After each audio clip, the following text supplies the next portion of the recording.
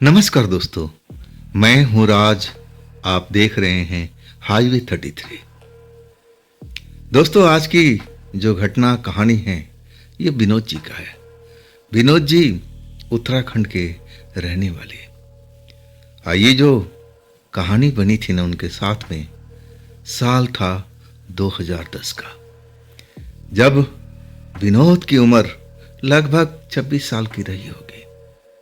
तो हुआ क्या था विनोद जी के साथ में, आइए चलते हैं उन्हीं के पॉइंट ऑफ व्यू से इस कहानी का आनंद लेते हैं।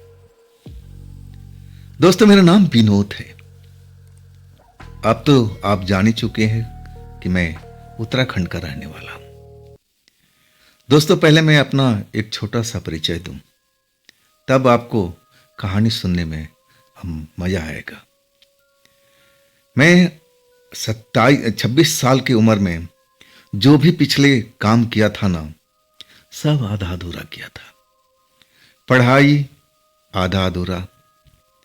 अब इसके बाद मैं प्रेम किया, वो भी एक तरह से आधा अधूरा ही। फिर मैं अपने परिवार वालों से जीत करके रेडीमेड कपड़े का दुकान खोला, और उसमें भी आधा अधूरा ही मैं चल पड़ा था। मतलब जो भी अभी तक काम किए थे ना, करता तो शुरुआत करता था दिल लगा करके। ना जाने मेरे साथ में क्या होता था कि जिस काम को मैं हाथ में लेता था वो मंजिल तक पहुंच नहीं पाती थी। मिसाल के तौर पर एक लड़की से मैंने प्यार किया। करीब साल एक तक उसके साथ मेरा उठना बैठना सब कुछ रहा, और अचानक ना जाने क्या हो गया, वो लड़की मुझसे रिश्ता नाता तोड़ करके किसी दूसरे के साथ चली गई थी। जब मैंने उसे गया कि भाई मेरे में क्या कमी थी, मुझे क्यों छोड़ गई, तब वो लड़की कहने लगी, अरे तू अपना फक्कड़पन तो देख, तुझे पास में है क्या मुझ पर खर्च करने के लिए, मैं ही तुझ पर खर्च करती थी। तब मुझे समझ में आ गया कि जो बोल रही है लड़की बिल्कुल सही बोल रही है। मैंने आज तक अपने जेब से उस पर कोई खर्च नहीं किया था, और मैं अपना अब समझ चुका था कि बिना पैसे का मेरी गाड़ी तो चलने वाली नहीं, मेरी क्या किसी की भी गाड़ी चलने वाली नहीं है। अब हर चीज़ में पैसे की जरूरत थे, तो मैंने पैसा कमाने का सोचा। पढ़ाई तो मैं, अब हमारे परिवार वाले तो बहुत चाहते थे कि मैं पढ़ लिख करके कोई काबिल बनूं, लेकिन पढ़ाई में मेरा मन नहीं लगता था। आधी अधूरी पढ़ाई छोड़ दिया था। इसके बाद प्रेम जाल में फंसा। अब फिर वो प्रेम भी अब एक तरह से अब टूट चुका था। तब मुझे पैसे का महत्व का पता चला कि भाई प्रेम करने के लिए भी पैसा होना चाहिए। जब तक तुम्हारी जेब में पैसे नहीं हैं, अब प्रेम तो अब मिल नहीं सकता। इसके बाद अपने परिवार वालों से लड़ झगड़ करके अब मैंने एक रेडीमेड कपड़े की शॉप खोला, और वहां पर भी मैं धोखा खाया। मुझे इस चीज का अनुभव नहीं था, और मैं बिना अनुभव की दुकान अब खोल लिया था, और जिसका मुझे हर्जाना चुकाना पड़ा। दुकान चली नहीं। अब तो एक तरह से मैं कर्जे में भी डूब चुका था। आखिरकार दुकान बंद करना पड़ा, और जो भी रेडीमेड का सामान था अब आधे रेट पर बेचना पड़ा। उसमें भी नुकसान खा गया था। अब मुझे समझ में नहीं आ रहा कि अब मैं अपने परिवार वालों से क्या बोलूं, क्या करूंगा, कुछ समझ में नहीं आ रहा था।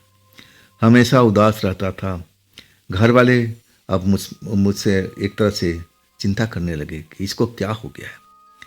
और तब मैं बताया कि देखो, अब मुझे एक नौकरी करना चाहिए। मैं अपने दिल की बात बोल दिया कि मैं अब आप लोगों से कोई पैसा वैसा नहीं लूँगा, मैं खुद ही कमाऊँगा, और जब मेरे पास में पैसा आ जाएगा ना, तब मैं फिर बिजनेस करूँगा। परिवार वालों जो थे हमारे मान गए, चल बेटा तू ठीक बोल रहा है, पहले तू नौकरी कर, अनुभव प्राप्त कर, अब फिर जब पैसा जमा हो जाए तो अपना बिजनेस भी खोल लेना। इसके बाद मैं उत्तराखंड का रहने वाला था, और उत्तराखंड मैं छोड़ दिया था। मैं अब दिल्ली आ गया। दिल्ली में कुछ जान पहचान के मेरे मित्र थे, और उन्हीं के द्वारा मुझे एक कंपनी में अब नौकरी मिल गई थी। नौकरी जब मिली ना, मैं खुश था कि चलो मेरा अब कुछ भी दुख तकलीफ होगा इस नौकरी के बहाने अब ख़त्म होगा। अब मेरे जेब में 2-4 पैसा होंगे। हाँ, ज़रूर हुए मेरे पास है पैसा। 2-4 महीना जब मैंने काम किया तो पैसा मेरे जेब में अब आने लगा था। सही मायने में हमेशा मेरा जेब पैसों से भरा रहता था। अब इसके बाद मेरी नज़र एक लड़की पर पड़ी जो मेरे ही ऑफिस की थी और आंखों आंखों में ही प्यार हो चुका था। अब फिर हम उसको लेकर के किसी रेस्टोरेंट पर जाते, किसी ढाबा पर खाना खिलाते, जो कहती मैं उस पर खर्च करता था। अब ऐसा मेरा दीवानापन बढ़ गया था कि मैं तो भूल ही गया था कि मैं किस लिए अपना शहर छोड़ करके अब मैं दूसरे शहर में आया हूँ, मुझे क्या करना चाहिए। लेकिन मैं यहाँ तो प्रेम जाल में फंस गया था। उस लड़की के ऊपर अब मैं बहुत सारा पैसा अपना कमाई का खर्च कर रहा था और आखिरकार जब मेरे पास में पैसे नहीं बचे और लड़की का डिमांड अब बढ़ता ही जा रहा था, मुझे ये दिलवा दो, मुझे ये कपड़ा चाहिए, मुझे ये अब सैंडल चाहिए। और जहाँ तक मेरे पास पैसा था मैं करवाता रहा। लेकिन एक वक्त वो भी आ गया कि मेरे पास जो भी बचत के पैसे थे सब खर्च हो चुके थे। अब फिर मैं एक फक्कड़ की तरह हो गया था। आखिरकार मैं अब उस लड़की की अपनी सच्चाई बताया कि देखो जी, अब मेरे पास में पैसा नहीं है। लड़की मेरी तंगहाली देख करके अब वो एक तरह से मुझ पर हंस पड़ी। क्या हो गया? तुम तो कहते थे कि तुम अमीर घर के बेटे हो। और मैंने सही में ऐसा बोला था। मैं अपना स्टेटस एक तरह से बनाया था, अच्छे कपड़े पहना था, अपने आप पर भी कुछ खर्च किया था। अब तो मैं झूठ ही बोला था कि मैं हूँ अच्छे अब परिवार से। ऐसा तो मैं झूठ नहीं बोला था, मैं हूँ अच्छे परिवार से। लेकिन अपने परिवार वालों से पैसा थोड़ी मांग सकता, वो भी लड़की पर खर्च करने के लिए। वाकई में उस लड़की ने मुझे दुत्कार सा दिया था। इसके बाद तो मेरा दिल और टूट गया था। पहले तो धोखा खा ही चुका था, इसके बाद अब रहा सहा कसर भी अब पूरी हो चुकी थी। अब तो वो एक ही ऑफिस में हम रहते थे और वो लड़की जो मेरी कभी प्रेमिका थी अब दूसरे लड़के से उसका अफेयर चलने लगा था। तब मैंने पैसे का महत्व को और समझ लिया था कि देख भाई, इंसान अब वो ही आगे बढ़ सकता है और कोई भी काम करेगा उसमें तरक्की मिलेगी जिसके पास पैसा हो। फक्कड़ को तो कोई लड़की भी अपने पास बैठनी नहीं देती। ऐसा ही मेरे साथ में अब चल रहा था। जैसे मैं उस लड़की से बात करने जाता वो मुझे बुरी तरह से घूरती और फिर मुझे अब भगा देती, जाओ यहाँ से, मेरी सीट से हट जाओ, मैं तुमसे बात नहीं करनी। अब मैं क्या करूं? अब धीरे धीरे मैं उस लड़की से, अब खुद लड़की ने दूरी बना ली, मैं क्या बनाऊंगा, वो ही मुझसे दूर चली गई थी। हाँ, मैं तो जैसे एकदम जैसे पहले था वैसे ही हो गया था। दिल टुकड़े टुकड़े हो चुके थे। क्या सच्चा प्यार कभी मुझे नहीं मिलेगा? हाँ, यही मैं अपने अब रात दिन सोचता था।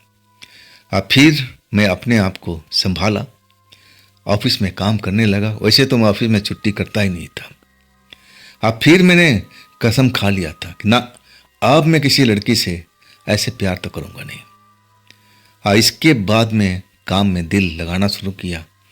अब जो मेरी नज़रिया थी ना, अलग हो चुकी थी। मैं ज़्यादातर अपने जो फिल्म देखता था, अब मैं प्रेम का फिल्म देखना ही बंद कर दिया। जो सबसे डरावनी फिल्म होती थी भूतहा, अब मुझे वो पसंद आने लगी। मैं सिनेमा हॉल में जाके देखता, भूतहा किताबें पढ़ने लगा। ऐसा ही मेरी जीवन ही पूरा शैली बदल चुकी थी। जबकि मुझे प्यार की फिल्में बहुत पसंद थी, लेकिन मैं अब उन चीज़ों को भूल चुका था। धीरे धीरे मेरी रुचि अब अलग अलग की तरफ बढ़ने लगी।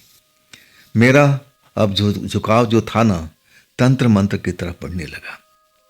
और एक वक्त ऐसा आया कि मैं सोचा कि क्यों ना मैं तंत्र मंत्र का हासिल करूं।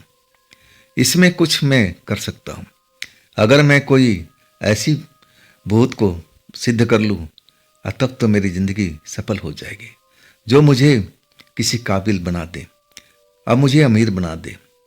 यही मैं दिन रात अब सोचता था, उसके बारे में किताबें पढ़ता था, जो भी सोचना होती थी मैं इकट्ठा करता था।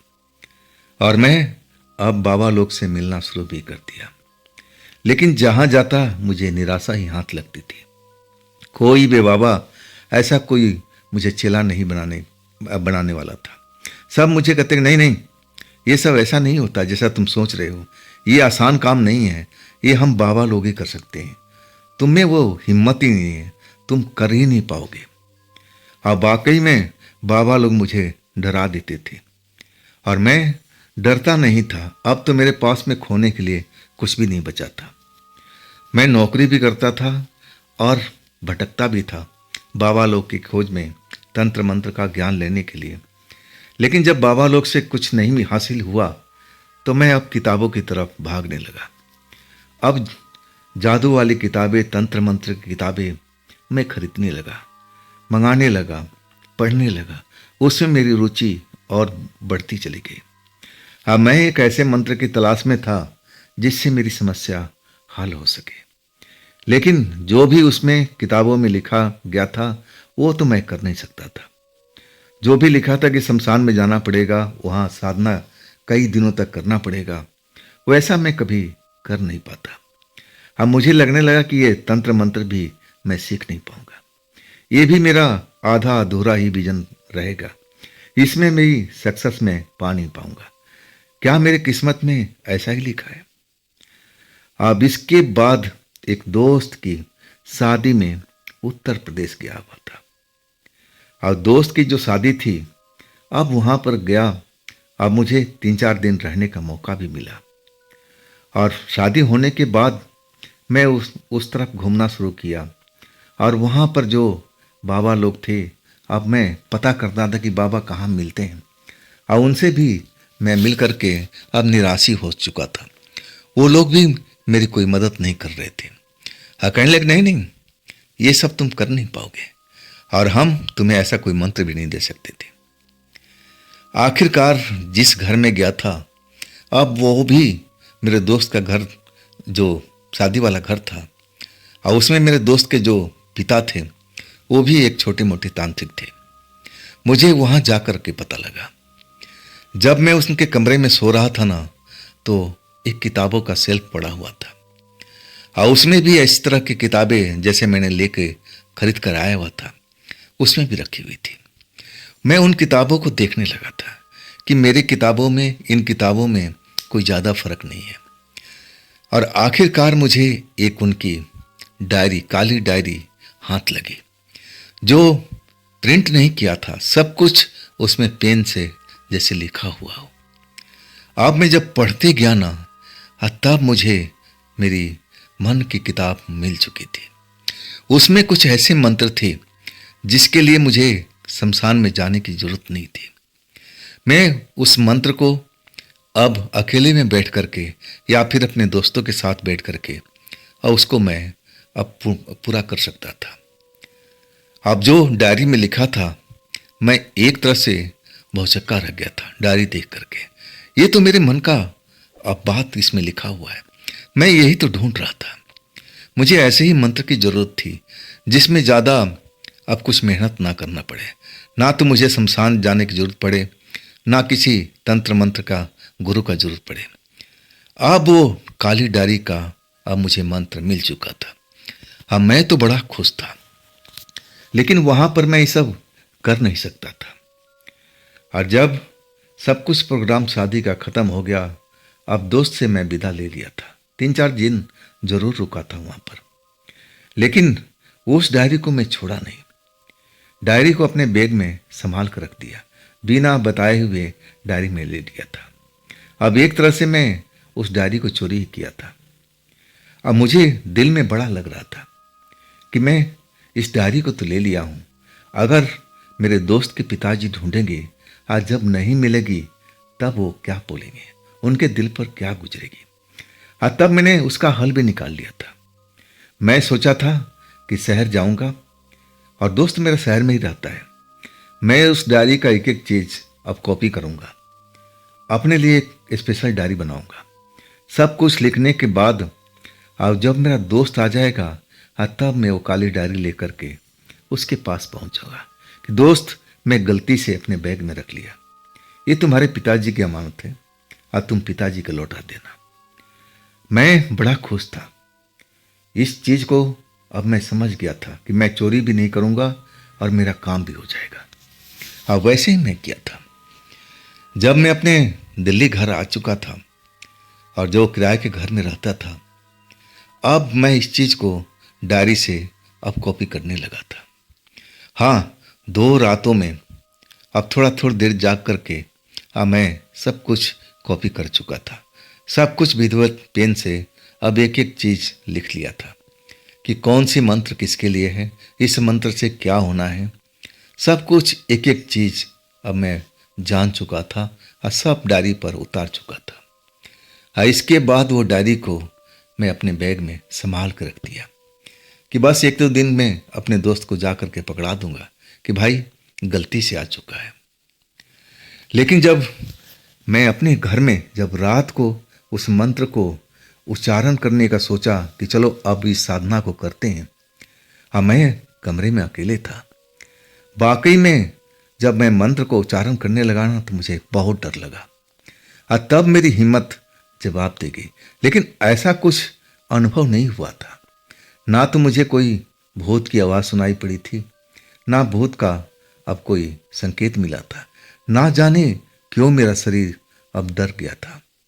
अब फिर तो मैं उस डायरी को बंदी कर दिया कि नहीं भाई, मुझसे अकेले नहीं होगा, इसके लिए कोई मेरे साथ में रहना जरूरी है और तब मैं इस काम को कर सकूंगा। लेकिन कौन, किसको लूं, किसको अपनी राज बताऊं कि मैं क्या करने जा रहा हूं। आखिरकार अब मैं अपने एक साथी की तलाश करने लगा, लेकिन मैं किस पर विश्वास करूं।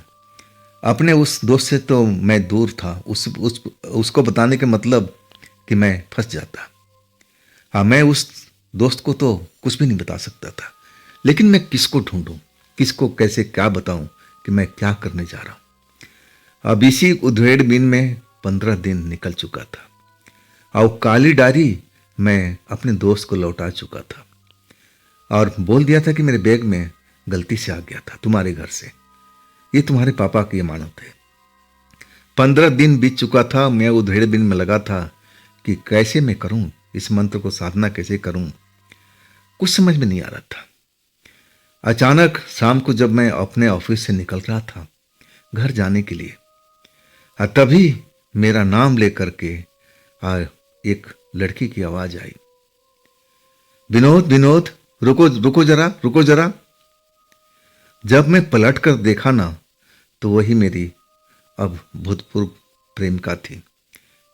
वही प्रेमिका थी जो मुझे धुतकार दिया था, कहने लगी तुम्हारे पास में है क्या। मैं एकदम अब चौंक सा गया था और अपनी जगह पर खड़ा हो गया कि ये मुझे क्यों बुला रही है, ये तो मुझसे बात भी करना छोड़ चुकी है, अब मेरे में रह क्या गया है इसके लिए। लेकिन मैं रुक गया था। मैं जानना चाहता था कि अब मेरे पास में क्यों आ रही है। आखिरकार वो मेरे पास पहुंची और अपनी नजरें नीचे करके खामोश खड़ी रही। मैं भी वैसे ही किया, मैं भी बिल्कुल खामोश खड़ा रहा। मैं कुछ बोला नहीं।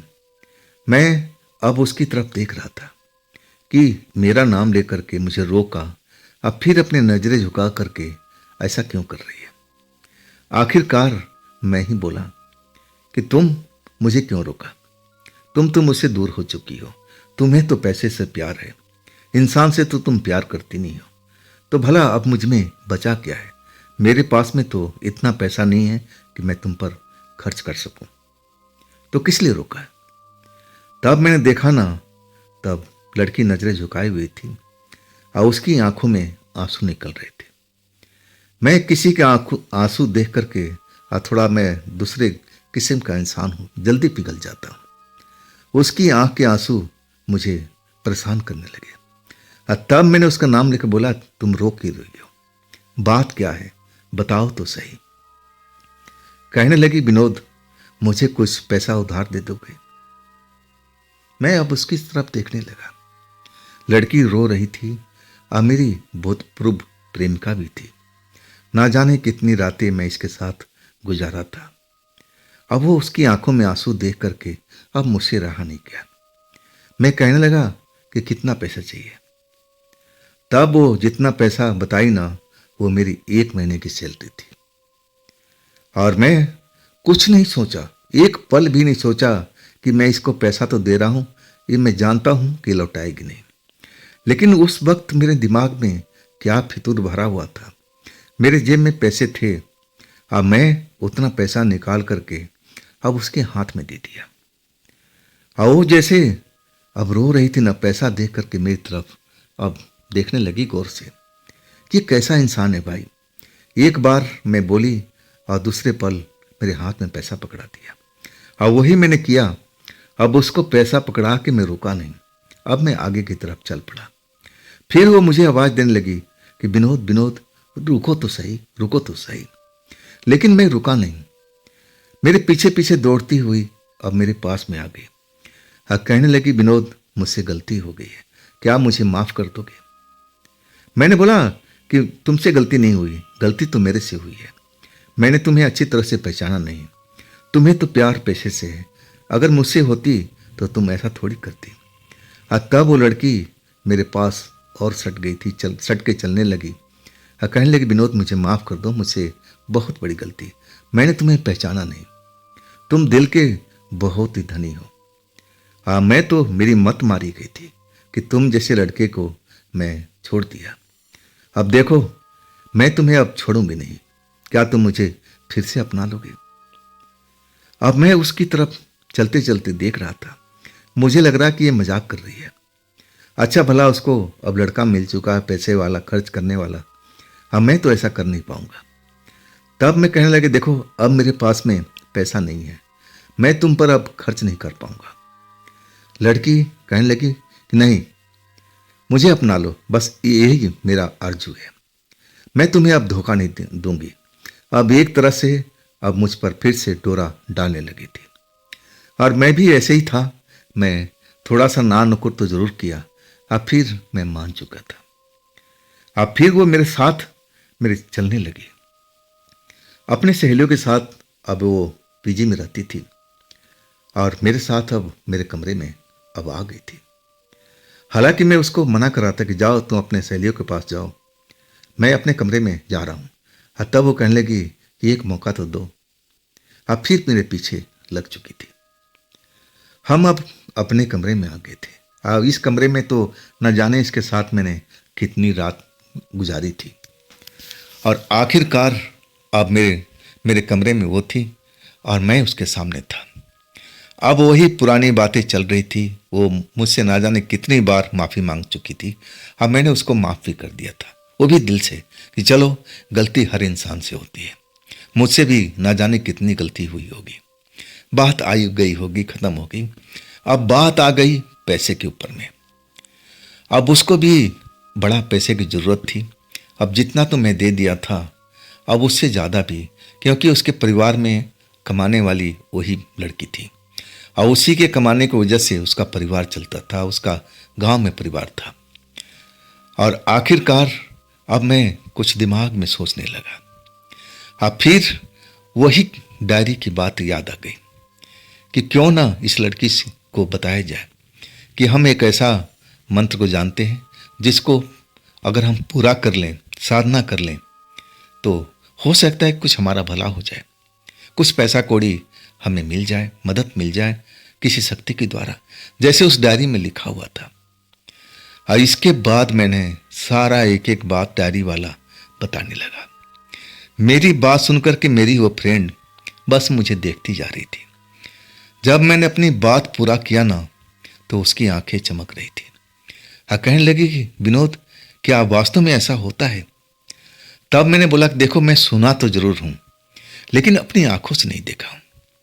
लेकिन ये जो डायरी मुझे मिली है ना, अब एक खास दोस्त के पास में, तो थोड़ा मेरा विश्वास बढ़ चुका है। अब मैं इसको आजमाना भी चाहा, लेकिन अकेले हिम्मत नहीं कर पाया। क्या तुम मेरी साथ होगी इस काम में? लड़की कुछ देर तक सोचती रही। कहने लगी, इसमें कोई खतरा तो नहीं होगा? मैं कहने लगा, देखो मैंने अभी तक तो आजमाया नहीं है, हो सकता है कि इसमें खतरा भी हो, अगर हमें आगे तरक्की करना है तो खतरा तो मोल लेना ही होगा। अब मैं उसको समझाने लगा कि हाँ, खतरा हो सकता है और नहीं भी, दोनों चीज है इसमें। तब वो लड़की कुछ देर तक सोचती रही और कहने लगी कि तुम जो भी करोगे अच्छे के लिए तो करोगे, चलो मैं तुम्हारे साथ में हूं। कब से ये करना है? मैं बोला कि बस रात हो ही चुकी है, 12 बजे के बाद हम ये काम को करेंगे। एक बार तुम सोच लो, अगर तुम्हें डर लगता है तो अपनी सहेली के पास लौट जाओ और फिर मैं कोई दूसरा दोस्त तलाश करूंगा, क्योंकि मुझे अकेले हिम्मत नहीं पड़ रही है। तब वो लड़की बोली कि ठीक है विनोद, मैं तुम्हारे साथ में हूं, मैं डर नहीं रही हूं। जब तुम मेरे पास में हो तो डरने का कोई मतलब ही नहीं होता। आखिरकार वो लड़की मान चुकी थी और मैं भी अब तैयार हो चुका था कि चलो इस मंत्र को अब आजमा के देखते हैं। क्या पता अब जो इसमें लिखा हुआ है कहीं सच हो जाए तो हमारा तो कल्याण ही हो जाएगा। अब फिर जो विधि विधान था उसमें ज्यादा ताम झाम नहीं था, ना कोई चीज की जरूरत थी उसमें, ना कोई अगरबत्ती मोमबत्ती दिया बाती कुछ की जरूरत नहीं थी। बस शांत भाव से अब बैठ जाना था और उस मंत्र को मन में उच्चारण करना था। काफी देर तक उसकी विधि विधान भी थी। अब मैं सब कुछ लड़की को बता दिया और इसके बाद रात के 12 बज चुके थे और मैं तो अपना हाथ पैर बाथरूम में जा करके एक तरह से धो के आया। पवित्र करना जरूरी था।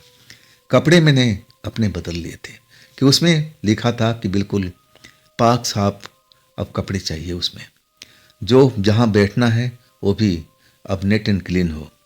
और सब कुछ हमने तैयारी कर लिया था। लड़की जो थी मेरी दोस्त, अब मेरे से थोड़ी दूरी पर, अब सिंगल कमरा था, अलग कमरा तो था नहीं कि हम किसी और कमरे में भेजे, और मैं अकेले कर भी नहीं सकता था, डर लग रहा था। अब वो पलंग पर मैंने उसको सुरक्षित बिठा दिया था जिस पर मैं सोता था। और जो खाली जगह बची थी साफ सफाई करके अब मैं एक तरह से आसन जमा चुका था। अब वो लिखी हुई डायरी जो मैं कॉपी किया था अपने हाथ में लेकर के अब मंत्र का उच्चारण मन ही मन में करने लगा था। और उसकी एक लिमिट थी कि कितने बार बोलना था, मुझे अच्छी तरह से याद था। अब मैं मंत्र को मन में, अब तो मुझे डर नहीं लग रहा था क्योंकि मेरे साथ में कोई था ना। अकेले तो मैं ये सब नहीं कर सकता था। आखिरकार जब मैं लिमिट तक पहुंचने वाला था, अब मुझे डर नहीं लग रहा था क्योंकि मेरी प्रेमिका बैठी हुई थी और वो भी डरी नहीं, बस मेरी तरफ देखते जा रही थी। अब मैं अपना काम बखूबी कर रहा था। लिमिट तक पहुंचने वाला था और उस लिमिट के पहुंचने के बाद अब मुझे मंत्र नहीं पढ़ना था, फिर मुझे इंतजार करना था उस मंत्र का क्या प्रक्रिया हो रही है, क्या सचमुच में मेरे सामने में कोई शक्ति आ रही है या नहीं आ रही है। बस मुझे इस चीज को आजमाना था। और वही हुआ। जब लिमिट पहुंचने वाला था मैं, और तभी मेरे कमरे की लाइट जिग जिग जिग जिग करने लगी और फिर अचानक अंधेरा हो गया, जैसे बिजली चली गई हो। अब जो मेरी प्रेमिका थी अब डर तो गई, अब वो चिल्लाने लगी, विनोद विनोद लाइट गया। और तब मैंने अब एक तरह से बोलूं क्या, मंत्र का उच्चारण कर रहा था। मैं बस हाथ हिला करके, अब देखी कि नहीं देखी, अंधेरा काफी हो गया था उस टाइम में। हाँ, जो बाहर के खिड़की जो हमारी थी उसे सड़क की रोशनी जरूर आ रही थी। शायद उसने मेरा हाथ को इशारा समझ लिया था कि डरने की जरूरत नहीं है। और वही हुआ, लड़की शांत बैठ गई थी। अब फिर मैं अपने मंत्र को अब उस लिमिट तक पहुंचाने लगा था। और इसके बाद कमरे में जैसे खुशबू आने लगी थी। मुझे तो पहली बार ऐसा लगा कि जो लड़की मेरी दोस्त है उसने ही कोई परफ्यूम लगा रखी होगी और उसी की खुशबू अब आ रही है। लेकिन मेरा सोचना गलत था। वो लड़की ने परफ्यूम नहीं लगाया था और परफ्यूम का खुशबू कहां से आ रही थी मुझे पता ही नहीं चला। बिजली चली गई थी, थोड़ी बहुत जो रोशनी थी रोड के स्ट्रीट लाइट से अब खिड़की के माध्यम से हमारे कमरे में आ रही थी। तब मैंने देखा, जब लिमिट मेरी पूरी हो गई आंखें खोल लिया था और फिर मैं देखने लगा हर तरफ कमरे में। जब मैं पलंग पर देखा ना तो मैं तो सन्न रह गया था। मेरी जो सहेली थी यानी मेरी प्रेमिका पलंग पर थी ही नहीं। मैं एकदम चौंक सा गया था कि अभी पलंग पर मैंने बिठाया था, तब मैंने सब क्रियाकलाप कर रहा था, ये अचानक कहां चले गई। मुझे लगा कि कहीं बाथरूम में तो नहीं गई है। अब वाकई में मेरा काम तो अब खत्म हो चुका था। अब मैं उठ गया था। मैं अपनी प्रेमिका को आवाज लगाने लगा, तुम हो कहां पर, कहां पर हो तुम? लेकिन कोई उसका जवाब नहीं आ रहा था।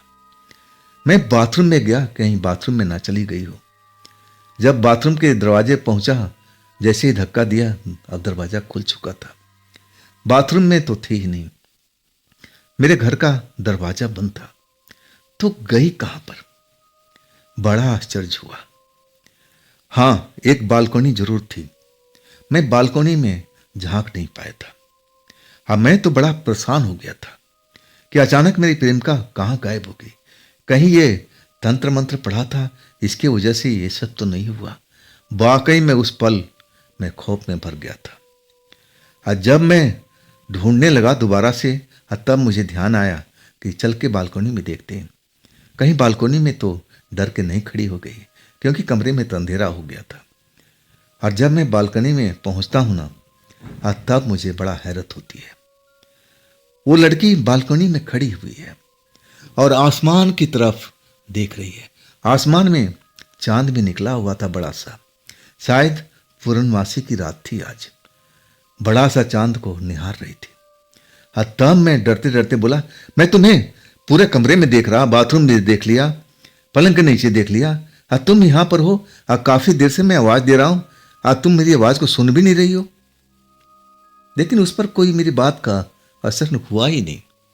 अभी भी जैसे आसमान की तरफ देख रही है, चांद को निहार रही हो। ना तो उसके चेहरे पर कोई मुस्कान है, ना डर का कोई शिकन। अब एक टक बिना पलक झपकाए हुए चांद को निहार रही है। अब मैं उससे बोल रहा हूं, तुम यहां पर कैसे आ गई, चलो अंदर कमरे में।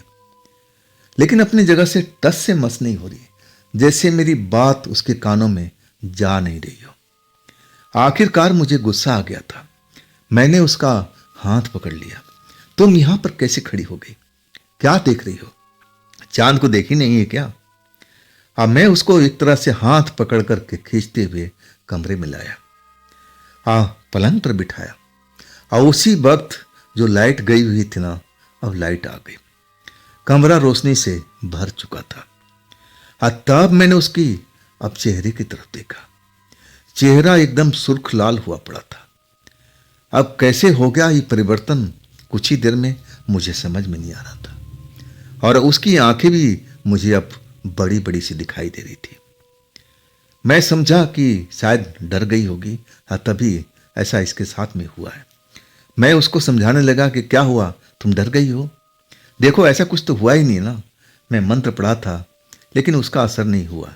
शायद ये इतना जल्दी होने वाला नहीं है। हमें कुछ रात प्रैक्टिस करना चाहिए, और हो सकता है कि बाद में हमें कुछ पता चले। मैं उसको अब मंत्र के बारे में बताने लगा, और फिर मैं उसकी तरफ देखता रहा लगातार, लेकिन उसके ना चेहरे पर कोई मुस्कान, ना डर का निशान। आंखें अभी बड़ी बड़ी और दीवार को घूर रही थी। मैं तब थोड़ा सा हैरान जरूर हुआ कि अचानक इसको हुआ क्या ऐसे क्यों बिहेव कर रही है।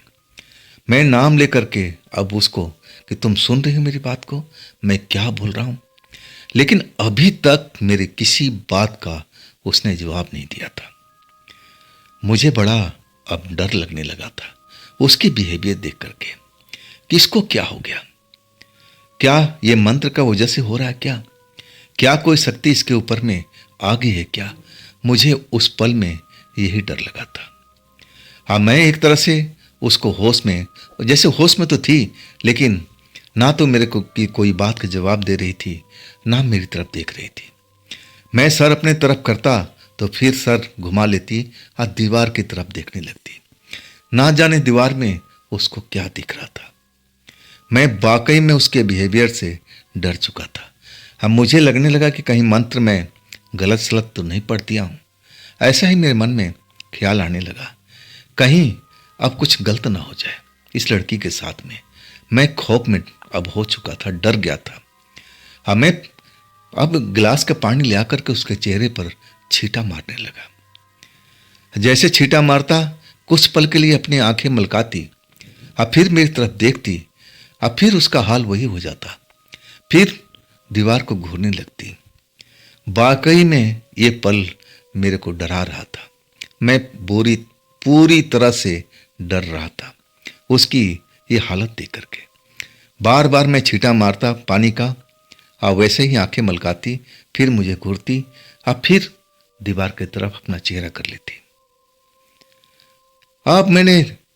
अब कुछ समझ में नहीं आ रहा था कि मैं कौन सा ऐसा काम करूं जो ये बिल्कुल सही हो जाए।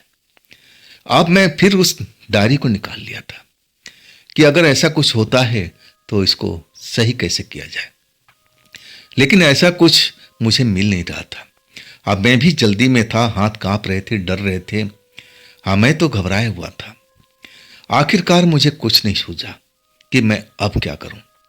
मुझे एक ही चीज सूझा कि इसको चल करके बाथरूम के नल के आगे बिठा दा, और नल के पानी से नहा लेगी ना तो मन इसका शांत हो जाएगा। और वही मैं सोच करके अब मैं पलंग पर आ गया था और उसको हाथ पकड़ करके मैं खींचने लगा।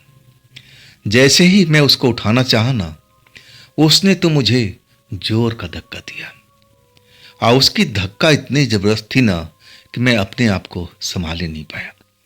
सीधा फर्श पर गिर चुका था और सर में चोट भी लगी थी पिछले हिस्से में। मैं तो दर्द से तड़प गया था, चीख पड़ा था, तुमने ये क्या किया? तब तक वो लड़की पलंग से उठ करके खड़ी हो गई थी। धीरे धीरे कदम बढ़ाती मेरी तरफ आ रही थी। मैं उसकी आंखें देख करके एकदम डर गया था। बड़ी बड़ी आंखें और चेहरा सुर्ख हुआ पड़ा था। मैं तो इतना घबरा गया कि ये इसको हो क्या गया है। जरूर ये मेरे मंत्रों का उल्टा असर हो चुका है। अब मैं क्या करूं, अब मैं क्या करूं? लेकिन इतना मौका उस लड़की ने मुझे नहीं दिया। मेरे पास पहुंच करके सीधा मेरे गले पर हाथ डाला, जैसे मेरे में कोई वजन नहीं हो। मैं बिल्कुल कागज की तरह बना हूं, हल्का। आपने एक हाथ से मुझे अब खड़ा कर दिया था। ना तो कुछ बोल रही थी, ना गुस्सा का कोई लक्षण दिखाई दे रहा था, ना कुछ चेहरे पर परिवर्तन। एकदम शांत थी। मेरा हाथ गले पर डाल करके मुझे दीवार पर एक तरह से चिपका दिया था। फिर उसका जो हाथ था मेरे गले पर कसता जा रहा था, जैसे वो मुझे मार देना चाहती हो। मैं अपनी जान बचाने लगा। मैं उससे प्रार्थना करने लगा, अरे मुझे छोड़ दो, मैं मर जाऊंगा, मेरा दम घुट जाएगा। और वही मुझे हो रहा था। कुछ ही पल में ऐसा लगने लगा कि मैं अगर इससे अब निकलूंगा नहीं तो मेरा मरना तय है। सांस घुटने लगी थी। अब तो मुझसे बोला भी नहीं जा रहा था। मैं जितनी ताकत थी मेरे शरीर के अंदर में सब प्रयोग कर चुका था, लेकिन मैं उसके बंधन से अब एक तरह से निकल नहीं पा रहा था। उसकी हाथ को मैं छुड़ा नहीं पा रहा था। और वो भी पल आया जब मेरी आंखों के आगे अंधेरा छा गया था। मैं कहूं कि मैं बेहोश हो गया था या ना जाने मेरे साथ में क्या हुआ था, मुझे कुछ भी याद नहीं था। बस इतना याद था कि मैं जमीन पर गिर रहा हूं। एक पहाड़ से अब मैं घाटी की तरफ गिरता जा रहा हूं, ऐसा ही अनुभव हुआ था। इसके बाद मुझे कुछ भी याद नहीं। जब मेरी आंखें खुली ना तो मैं फर्श पर ही अपने आप को पाया। सर में दर्द, गले में दर्द, और मैं तो बौखला गया। मुझे लगा कि मेरी मौत हो चुकी है, मैं मर चुका हूं। लेकिन जब अपने आप को सही सलामत देखा, अब फिर मेरी नजर अब पलंग पर पड़ी। पलंग पर देखता हूं कि वही मेरी प्रेमिका आराम से सो रही है। अब तो मैं घबरा गया था, डर गया था। जैसे तैसे उठ करके मैं खड़ा हुआ। इतना मैं भयभीत था ना कि उस लड़की के पास हिम्मत नहीं थी कि मैं पहुंचूं। और समय देखा तो सुबह के 5 बज रहे थे। अब मैं जाऊं तो कहां जाऊं, मुझे कुछ भी समझ में नहीं आ रहा था। सर के पीछे चोट लगी थी, गले में दर्द हो रहा था, गला मेरी घोंट रही थी और गला भी मुझे सूजा हुआ लग रहा था। अपनी तरफ से उस लड़की ने मुझे जिंदा छोड़ा ही नहीं था। ये तो मेरे कर्म भाग थे कि मैं जिंदा बच गया था। अब वाकई में अब मैं उसके पास जाने वाला नहीं था। 5 बजा और तब भी मैं दीवार के साथ बैठा हुआ था। मैं उसको देख रहा था और वो जैसे गहरी नींद का मजा ले रही हो। कोई भी उसको फर्क नहीं दिख रहा था कि है कहां पर और उसने मेरे साथ में किया क्या है।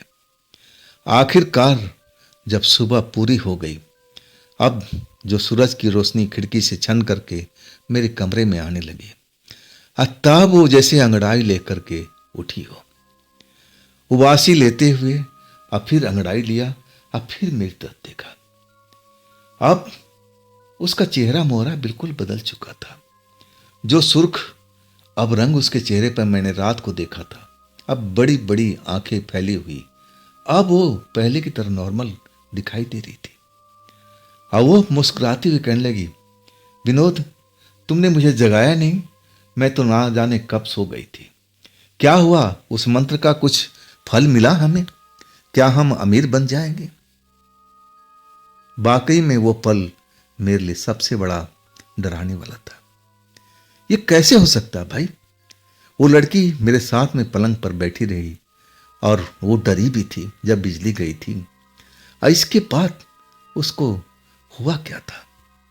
क्या कोई आत्मा उसके शरीर में आके घुस गई थी और उसने ही मेरे साथ में ये सब किया था? वाकई में मुझे समझने में टाइम नहीं लगा कि जरूर इसके साथ ऐसा ही हुआ होगा। और ये सब मेरे डायरी के लिखे हुए मंत्र की वजह से। शायद कोई मंत्र मैं गलत पढ़ दिया हूं या मंत्र का कोई और मतलब होगा, मैं समझा नहीं उसको। वाकई में वो डराने वाला पल था मेरे लिए। अब मैं अभी भी डरा हुआ था। अब मैं उससे पूछने लगा कि तुमने क्या किया, तुम्हें कुछ मालूम नहीं है? तब वो मुस्कुराते हुए अब पलंग से उठी और कहले, मैं बाथरूम में जा रही हूं।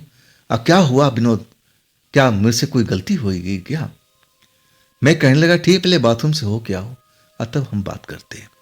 मैं तो सब कुछ समझ चुका था कि ये जो डायरी का मंत्र है ना, इसी की वजह से ये विपदा हमारे घर में आई है। मैं उस विपदा को, शक्ति को अब मैं ही बुलाया हूं। इसका कसूरवार मैं ही हूं। मुझे किसी काम में सफलता नहीं मिली और आज भी मुझे अब इस मंत्र के शक्ति से मुझे कोई सफलता नहीं मिली, उल्टा मुझे नुकसान ही हुआ। बाथरूम से निकल के आने के बाद अब लड़की कहने लगी, हाँ विनोद, तुम कुछ कह रहे थे ना? मैं बोला, हाँ, मैं कह रहा था कि तुमने मेरे साथ में क्या किया, तुम्हें कुछ पता नहीं है? तब वो लड़की अब एक तरह से आश्चर्य में मेरी तरफ देखने लगी, कहने लगी, मैंने क्या किया विनोद? मुझे तो जैसे नींद आ गई थी, मैं सो गई थी। इसके बाद मुझे पता ही नहीं चला कि तुम्हारे साथ हुआ क्या। क्या तुमने वो शक्ति पा ली जिसके लिए तुम पूजा कर रहे थे? मैंने बोला, हाँ, जरूर पा लिया है।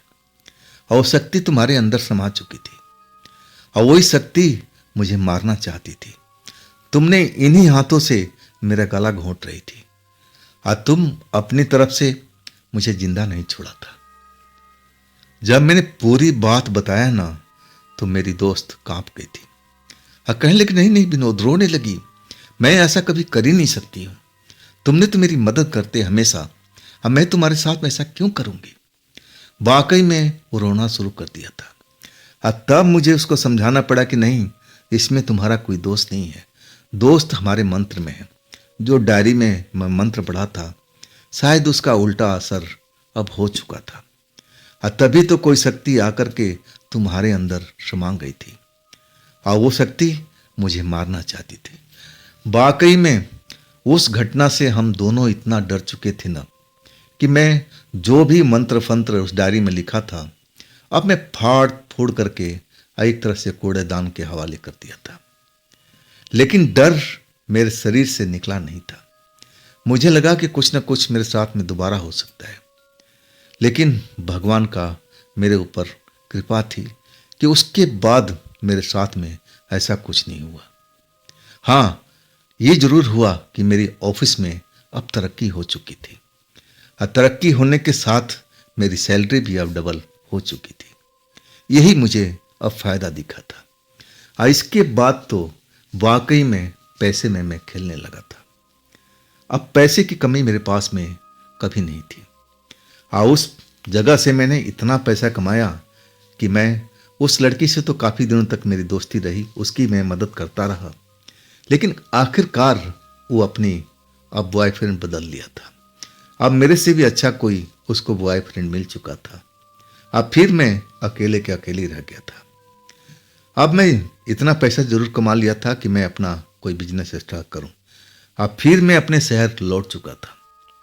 अब फिर उसी रेडीमेड को बिजनेस जो मैं पहले फ्लॉप हो गया था और उसी बिजनेस को मैं अब सही ढंग से बड़े पैमाने पर अब स्टार्ट कर दिया था। अब वाकई वो बिजनेस मेरा अब चल पड़ा था। अब फिर मेरी शादी हुई, लेकिन लव मैरिज नहीं, अरेंज मैरिज। मेरे प्यार जो घर वाले थे उनकी सहमति से। हाँ, इसके बाद मैं पीछे मुड़ करके कभी नहीं देखा। तो वो सब क्या था? उस मंत्र में ऐसा क्या था? क्या उस मंत्र की वजह से आज मैं अमीर बना था? क्या उसी मंत्र के वजह से वो जो मेरी दोस्त थी उसके शरीर में ऐसी कोई आत्मा आ गई थी जो मुझे मारना चाहती थी? अब मुझे एक तरह से मार ही दिया था। मैं तो अब ना जाने कैसे बच गया था। तो दोस्तों, ये थी आज की कहानी विनोद जी की। ये घटना आपको कैसी लगी जरूर कमेंट में बताइएगा। और दोस्तों, अगर आप मेरे नए चैनल पर राज की कहानियां में नहीं गए हैं तो जरूर जाइएगा। अब उसका लिंक इसी वीडियो का डिस्क्रिप्शन बॉक्स में दिया हुआ है। और फिर ये भी चैनल तो आप ही का है दोस्तों, इसको भी अपना प्यार दीजिए।